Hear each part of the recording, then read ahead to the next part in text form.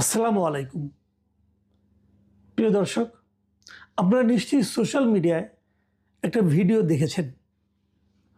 গতকালকের ঘটনা, ময়মনসিংহ মেডিকেল কলেজের একজন দায়িত্বরত কর্মরত ডাক্তারের সঙ্গে স্বাস্থ্য অধিদপ্তরের যিনি মহাপরিচালক তার একটু উত্তপ্ত বাক্য বিনিময়ের দৃশ্য। এই দৃশ্যটা দেখে অনেকে অনেক ধরনের মন্তব্য করেছেন। তার আগে আমরা বরং একটু ঘটনাটা দিকে যাই, যে ঘটনাটা আসলে কী হয়েছিল। ঘটনাটা ডিটেল না জানলে পর আলোচনাটা ঠিক বোঝা যাবে না। ঘটনাটা হলো 6 ডিসেম্বর সকালের দিকে স্বাস্থ্য অধিদপ্তরের মহাপরিচালক উনি ময়মনসিংহে গিয়েছিলেন এমন একটা সেমিনারের প্রধান অতিথি হিসেবে অংশ নেওয়ার জন্য। যাওয়ার পথে উনি বেশ কয়েকটা হাসপাতাল পরিদর্শন করেন, ত্রিশালে করেছেন, তারপরে ময়মনসিংহ মেডিকেল কলেজ পড়েছে রাস্তায়, উনি সেখানেও পরিদর্শন করতে গিয়েছেন এবং ওখানে ক্যাজুয়ালিটিতে গিয়েছেন। ক্যাজুয়ালিটি মানে যেখানে ওই রোগীর মানে অনেকটা এটা আপনার জরুরি বিভাগ বলতে পারেন, মানুষ আহত হয়ে আসে, সেখানে উনি গিয়েছেন এবং ওখানে একটা ওটি আছে, একটা অপারেশন থিয়েটার আছে। উনি অপারেশন থিয়েটারে গিয়েছেন। অপারেশন থিয়েটারে যে দেখেন সেখানে ওটির টেবিল ছাড়াও রুমের মধ্যে আরও একটা টেবিল আছে। তো উনি যেই জিজ্ঞাসা করেছেন এই টেবিলটা এখানে কেন, এই টেবিলটার কী কাজ। তখন ওখানে যিনি দায়িত্বপ্রাপ্ত ডাক্তার ছিলেন, ডাক্তার ধনদেব বর্মন ওনার নাম। তো এই বর্মন সাহেব নাম উনি এলাকায় খুব পরিচিত। তো বর্মন সাহেব বলেছেন এটা রাখা হয়েছে এখানে, এখানে মাঝে মাঝে ওই যখন কোনো রুগী আসে তার ওষুধ টষুধ কেনার জন্য, প্রেসক্রিপশন লেখার জন্য ডাক্তার এখানে বসে এটা লেখেন। এটা নিয়েই বাকবিতণ্ডা, এবং এই বাকবিতণ্ডা এক পর্যায়ে চরম আকার ধারণ করে। ডিজি সাহেব উনি এই ধনদেব বর্মনকে বললেন, তুমি জানো তুমি কার সামনে দাঁড়িয়ে কথা বলছো। তারপরে উনি বলে যাই ক্যামেরাম্যান তোমরা একটা ছবি তুলো, হ্যান করো তেন করো, এগুলো অনেক কিছু উনি বলেছেন। ধনদেব বর্মন সাহেব পদের দিক দিয়ে অনেক ছোট হলেও উনি কিন্তু আবার মানে আপনার বয়সের দিক দিয়েও একটু জুনিয়র। ওনারা যদ্দূর আমি শুনেছি একই সঙ্গে একই মেডিকেল কলেজে পড়তেন, রাজশাহী মেডিকেল কলেজের স্টুডেন্ট ছিলেন তারা উভয়ই, এবং সেখানে ধনদেব বর্মন ওনার চেয়েও কয়েক বছরের জুনিয়র ছিলেন। সিনিয়রের সঙ্গে উনি বেশ তর্ক করেছেন এবং এক পর্যায়ে ডিজি সাহেব বলেছেন যে তুমি যদি তোমার ঊর্ধ্বতন কর্মকর্তার সঙ্গে এভাবে কথা বলো তাহলে তুমি রোগীদের সঙ্গে কীভাবে কথা বলো। ধনদেব বর্মন জবাব দিয়েছেন, আমি রোগীদের সঙ্গে খুব ভালো ব্যবহার করি, কিন্তু যারা কর্তা ব্যক্তি তাদের সঙ্গে ভালো ব্যবহার করার দরকার পড়ে না। মানে এই সবগুলো কথাই কিন্তু স্বাভাবিকভাবে অন্য সময় হলে কেউ বলতো না, কিন্তু উনি পদের দিক দিয়ে হয়তো এমনিতে 2-3 বছরের জুনিয়র, কিন্তু পদের দিক দিয়ে কিন্তু উনি অনেক ছোট, উনি ডিজি, আর উনি মাত্র সহকারী অধ্যাপক। এখন আপনি বলবেন যে এত সিনিয়র লোক সহকারী অধ্যাপক হলো কেন। এটা হলো আরেক ট্র্যাজেডি, মানে মেডিকেলের বাংলাদেশের স্বাস্থ্য বিভাগের এইটা একটা বিশাল ট্র্যাজেডি, যে ট্র্যাজেডি নিয়ে কেউ কখনো কথা বলে না, আর বললেও খুব জোরে কিছু শোনা যায় না। এই ট্র্যাজেডি নিয়ে আমি একটু আপনাদেরকে বলতেছি। তো এরকম আলোচনার এক পর্যায়ে ডিজি সাহেব চলে আসলেন এবং এক পর্যায়ে কিন্তু ধনদেব অনেক ডিজির বিরুদ্ধে অনেক অভিযোগ করলেন যে আপনি ঢাকায় একটা সেমিনারে আমরা গিয়েছিলাম, আপনার 2 দিন আসার কথা ছিল, আপনি তো সেখানে আসেন নাই, একদিন আপনি আসেন নাই।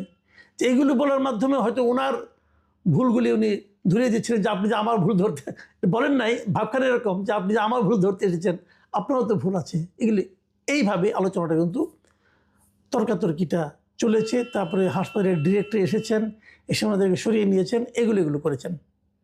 এরপরে যেটা হলো যে পরের দিন জানা গেল যে ধনদেব বর্মনকে বরখাস্ত করা হয়েছে।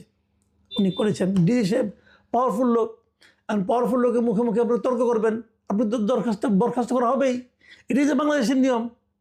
এখন প্রশ্ন হলো যে এখানে ধনদেব বর্মন কেন এমন আচরণটা করলেন, আর যে আচরণটা করলেন সেটা কি একেবারেই ভুল ছিল, নাকি সেটা শুদ্ধ ছিল, নাকি সেটা কিছুটা ভুল ছিল।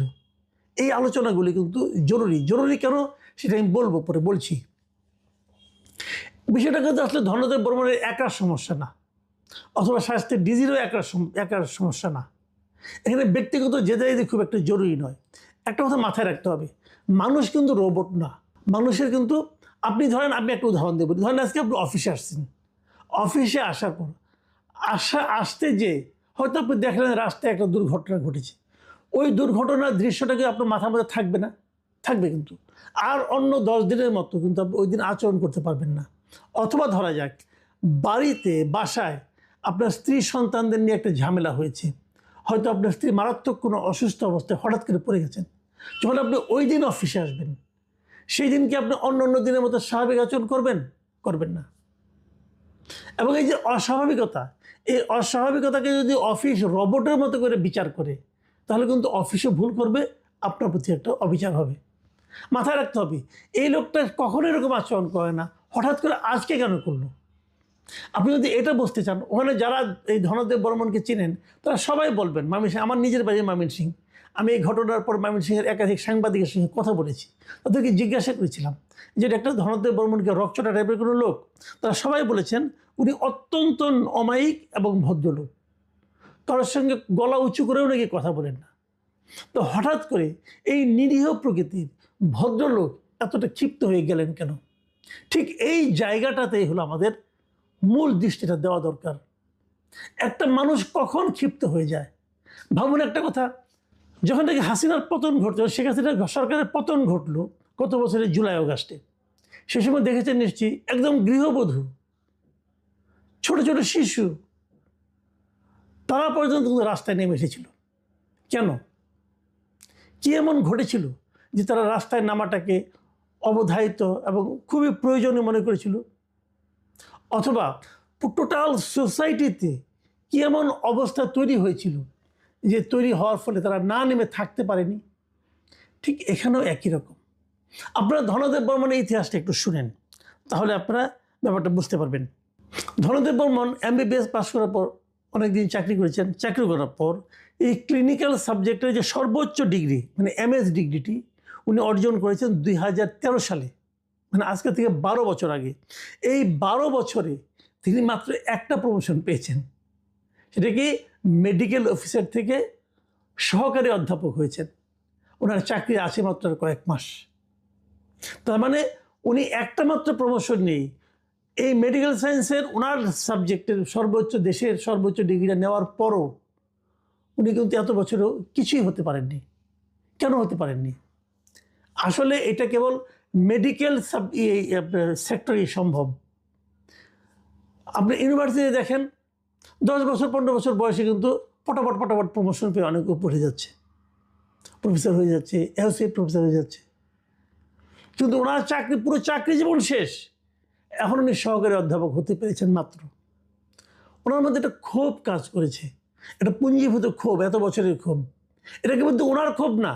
আমি আপনাকে বলি, মেডিকেল সেক্টরটা এমন যে একজন লোক MBBS পাস করার পর ওনার যে এন্ট্রি পয়েন্ট মেডিকেল অফিসার, সেখানেই সারা জীবন চাকরি করে যান, একটাও প্রমোশন পান না, নবম গ্রেডে বেতন পান। এমন ঘটনা কেবলমাত্র বাংলাদেশে এই স্বাস্থ্য খাতেই আছে, অন্য কোনো খাতে, ইঞ্জিনিয়ারিং খাতে অনেকটা এরকম আছে, আর কোনো খাতে নেই। অথচ ভাবেন তো একবার, আপনারা যখন স্কুলে পড়তেন, আমরা যখন স্কুলে পড়তাম, আমাদের ক্লাসের সবচেয়ে যে মেধাবী ছেলেটা, আমার মনে আছে, আমার সঙ্গে যে আমার বন্ধু যে ছিলেন, আমার সঙ্গে সহপাঠী ছিলেন SSCতে, যে সবচেয়ে ভালো রেজাল্ট করেছিলেন, উনি কিন্তু ডাক্তার হয়েছিলেন। এর কাজে সবচেয়ে যে মেডিকেলে সবচেয়ে যে মেধাবী স্টুডেন্ট, সে কিন্তু ডাক্তার হয় অথবা ইঞ্জিনিয়ার হয়। হওয়ার পর তারা MBBS পাস করে মেডিকেল অফিসার হয়, সরকারি চাকরি নেয়, আর কিন্তু কোনো প্রমোশন পায় না। প্রমোশন পেতে হলে তাকে কোনো না কোনো দলের সঙ্গে সংযুক্ত থাকতে হয়। আমি অনেক মেডিকেল অফিসারকে দেখেছি। আমি একসময় স্বাস্থ্য নিয়ে কাজ করতাম, স্বাস্থ্য বিটের রিপোর্টার ছিলাম আমি দীর্ঘদিন। আমি দেখেছি যে স্বাস্থ্য অধিদপ্তরে কেরানিদের সামনে যে মেডিকেল অফিসাররা দাঁড়িয়ে থাকেন ছোট্ট একটা কাজের জন্য, তার দিকে কেরানিরা মাথা তুলেও তাকান না। ডাক্তারদের এইরকম অপমান দেখি আমি নিজে যখন মনে মনে বলেছিলাম যে ভাগ্যিস আমি ভালো ছাত্র হইনি, বলতে আমাকেও এখানে সে ডাক্তার হয়ে দাঁড়িয়ে থাকতে হতো। আমার কাছে মনে হয়েছিল ভাই। তো এই হলো মেডিকেল সায়েন্সের বাস্তবতা। সবচেয়ে মেধাবী স্টুডেন্টরা তারা এরকম এন্ট্রি পয়েন্ট থেকে রিটায়ারমেন্টে যায়, আর যারা নাকি মানে মাঝারি মানের, তারা সচিব হয়ে যান, প্রশাসন ক্যাডারে যান, পুলিশ হন। এবং এই জন্য আপনারা দেখবেন BCS পরীক্ষায় অনেক ডাক্তার ইঞ্জিনিয়ার এখন প্রশাসনে আসার জন্য, ডাক্তার ইঞ্জিনিয়ার হয়ে প্রশাসনে আসার চেষ্টা করেন। কেন? আমাদের আজকে বর্তমানে যিনি বাংলাদেশের পুলিশের IGP আছেন, উনি কিন্তু পেশাগতভাবে ডাক্তার, উনি MBBS পাস করে পুলিশ হয়েছেন। এখন আর কেউ ডাক্তারি পাস করে ডাক্তার হতে চায় না। তো আপনি যদি সবচেয়ে মেধাবী স্টুডেন্টের জন্য এরকম একটা ভবিষ্যৎ ঠিক করে রাখেন, এবং যখন ওনারা দেখতে দেখতে ওনার চাকরি বয়স শেষ আর 1 বছর পর রিটায়ারমেন্টে যাচ্ছেন, ওনার মধ্যে কী পরিমাণ ক্ষোভ থাকতে পারে ভাবুন একবার। হয়তো এই ভদ্রলোক স্বাস্থ্য অধিদপ্তরে বহুদিন ঘোরাঘুরি করেছেন, কোনো কাজ হয়নি। বর্মন সাহেবের মতো শান্ত লোক ক্ষেপে যায় কেন? সবাই কিন্তু ডিজি হতে পারে না। MBBS পাস করে সব ডাক্তার ডিজি হতে পারেন না, কিন্তু অধিকাংশ ডাক্তারই বর্মন হয়ে যান। এটা কেন? এই অনিয়মটা এখানে চলতে থাকছে কেন? এটা চলতে দেওয়া হচ্ছে কেন? এই জায়গাটাতে আমি আশা করেছিলাম উনি কিছু কথা বলবেন। উনি যদি আগামীতে বলেন আমি খুশি হব। আমি মেডিকেল সায়েন্সের লোক না, কিন্তু এই মেডিকেল ডাক্তারদের নিয়ে আমি অনেকদিন কাজ করেছি। ডাক্তার, ওষুধ কোম্পানি, এদের নিয়ে আমি কিছু কাজ করেছি। তো আমি এটা দেখেছি, এই যে ডাক্তারদের মধ্যে বিরাট একটা হতাশা কাজ করে এই ঘটনাটাকে কেন্দ্র করে। তাদের এন্ট্রি পয়েন্ট থেকে রিটায়ারমেন্টে যেতে হয়। তাহলে এখানে নিয়মটা হচ্ছে না কেন? অনেকে বলবেন যে যদি পদ না থাকে খালি কীভাবে হবে? তো পুলিশে কীভাবে হয়? আপনারা কিন্তু সুপার নিউমারি পদ ক্রিয়েট করেন না? পদ নয়, কিন্তু প্রমোশন দিয়ে দিচ্ছেন। যদি কখনো পদ না হলে আর কী করবে? তা তো প্রমোশন আটকে থাকবে না। তারা এত বছর চাকরি করেছে, সাফল্যের সঙ্গে করেছে, পদ কয়টা আছে না আছে তার উপর ডিপেন্ড করে না, তারা থেকে প্রমোশন দিয়েছে। তো এটা এখানে করেন না কেন? এই নিয়মটা একমাত্র আমার হয় ডাক্তারদের ক্ষেত্রেই নাই। আপনাদেরকে সুপার নিউমারি একটা প্রমোশন দিয়ে দিতে পারেন, যে ওরা তো এত বছর চাকরি হলো, তাই বলে একজন লোককে আপনি এন্ট্রি পয়েন্ট থেকে বিদায় করে দিবেন? তাও কি সমাজের সবচেয়ে মেধাবী লোকটাকে? এটা করেন বলেই ডাক্তাররা কিন্তু ওই যে অর্থের দিকে ঝুঁকে পড়ে, যে প্রমোশন তো পেলাম না, সম্মান তো পেলাম না, ঠিক আছে অর্থ কামাই করি। এগুলো কিন্তু একটার সঙ্গে একটা রিলেটেড কিন্তু ভাই, কোনো কিছু বিচ্ছিন্ন না। এই সমাজের কাছে তাদের কি প্রত্যাশা ছিল? যখন দেখলো যে এই রাষ্ট্র, এই সরকার, এই বিধিনিষেধ তাকে উপরে উঠতে দিচ্ছে না, তখন সে কি করবে? তখন সে একদিকে মনোযোগী হয়। অথচ লোকটা মেধাবী, তার তো সোসাইটিকে আরও অনেক কিছু দেওয়ার ছিল। এই জায়গাগুলোকে টাচ করতে হবে। আমি ডিজি সাহেবের সম্পর্কে একটা কথা বলি। দেখেন, ওনার যে অধ্যত্ত উনি দেখিয়েছে, উনি তো একসময় সবসময় ডিজি ছিলেন না। ওনার দাড়ি পেকেছে, অনেক বয়স, মাথায় টুপি পরেন, দেখতে নুরানি টাইপের লোক। তো এই নুরানি ভদ্রলোক উনি তো সারা জীবনে ডিজি ছিলেন না। উনি কি দেখেন নাই? উনি প্রফেসর ছিলেন। উনি কি দেখেন? উনিও তো একজন সার্জন ছিলেন। উনি কি দেখেন নাই প্রশাসনের লোকজনদের কি দাপট, অন্যায় দাপট? সেই দাপট উনি কেন প্রয়োগ করতে যাচ্ছিলেন? ওনারই একজন সহকর্মী, ওনার তো বোঝা উচিত ছিল যে বর্মনকে তো আমি চিনি, তার তো এরকম করার কথা না, তাহলে কেন করছে? তার মধ্যে ক্ষোভ ছিল, যে কথা বর্মন বলেছিলেন, কিন্তু স্যার আমাকে সাসপেন্ড করেন, আমি আর চাকরি করতে চাই না। মানে কতটা হতাশ হয়ে গেলে একজন মানুষ এরকম বলতে থাকে। আমি এর মধ্যে দেখলাম আবার আরেকটা গ্রুপ মাঠে নেমেছে, তারা বলাবলি করার চেষ্টা করছে, ও তো হিন্দু এই জন্য ওকে করা হচ্ছে, উনি তো জামাত করে। আরে ভাই, টুপি অথবা মাথার মধ্যে টুপি থাকলে এবং মুখে দাড়ি থাকলে জামাত হয়ে গেল?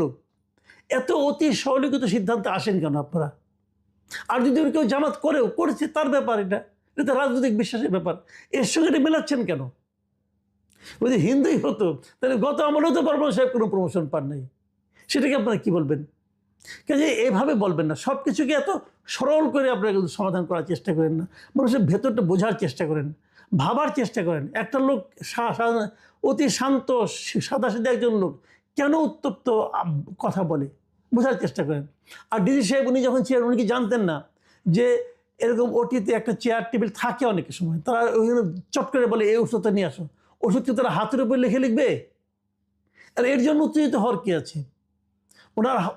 ওনার আমলে হাসপাতালগুলি কী অবস্থা উনি জানেন না? জানেন তো। কিন্তু সব কিছু কি উনি একদম ইংল্যান্ড আমেরিকার মতো পাবেন? আপনি ধমক দিবেনই বাকি এত লোকের সামনে। আপনি যাদের সামনে তাকে ধমক দিচ্ছেন, ওখানে তো তার অনেক জুনিয়র টুনিয়র ছিল না? তারও তো একটা আত্মসম্মান আছে। আপনি বড় হয়েছেন বলে তাই করবেন? আবার তাকে ছবি তুলতে বলেছেন, ছবি তুলে বলেছেন, কেন বলবেন? এটা তো আপনি বলার একটির মধ্যে পড়ে না। ছবি তুলতে হবে কেন? এটা তো এক ধরনের মাস্তানি হয়ে গেল। তো আমি আশা করব যে আমাদের সমাজের মানুষের মধ্যে এই যে হতাশা,